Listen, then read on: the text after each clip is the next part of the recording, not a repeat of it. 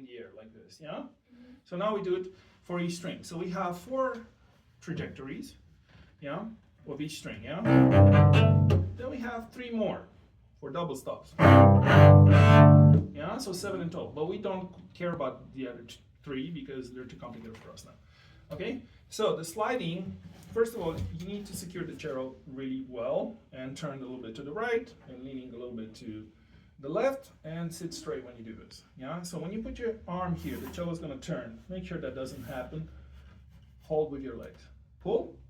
All right, and then we place the bow here in the middle of the C bout and in the middle lane. Yeah, we said upper lane, middle lane, lower lane.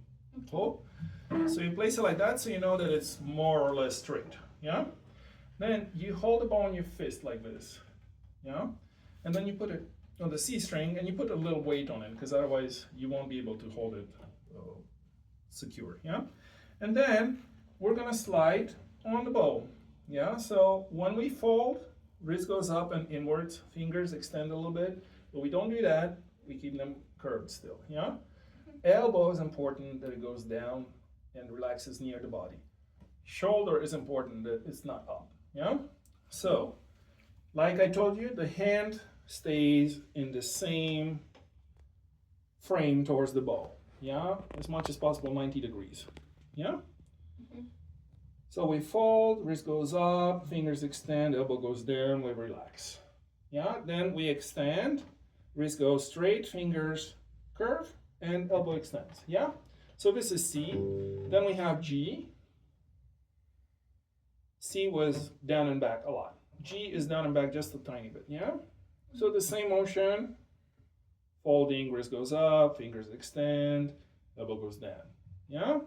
And then extending, wrist is straight, fingers are curved, elbow extended. Yeah. Then we move to D, which is a little front and up. Yeah. All right. We fold, we make sure we're in the middle lane, we make sure the bow doesn't move, we make sure the cello doesn't turn, yeah? And the hand stays 90 degrees in relationship to the bow.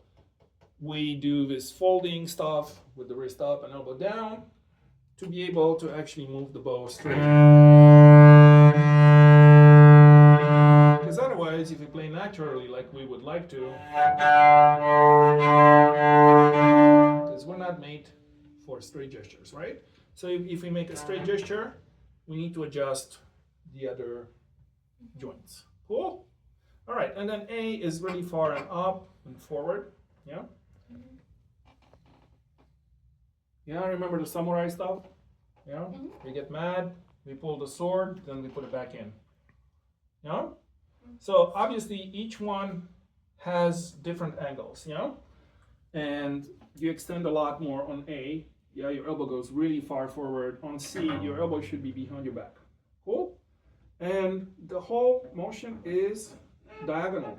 It's not vertical. It's not forward and backward. It's in between. Exactly in between. Yeah? Now, let's keep going. So the previous exercise, I should start with that. But anyway, the previous exercise were like bridge rolling, which also is for basically the trajectories, yeah? So we put the middle of the hair on the middle of the bridge, diagonally vertical, okay? Yeah, and then we start with a little bit of flex, yeah? And then we open a little bit when we go to A, and then we go back and forth. We make sure that we keep the bow, the middle of the hair on the bridge, yeah? This is the easy part, a little harder in the middle, yeah? It would be nice if you do all this in front of a mirror, okay? A large mirror, yeah? Okay, so you see this punching motion forward, and now much larger, yeah? It's kind of curved and diagonal, yeah? All right, so that's about it. So we're getting very close to playing.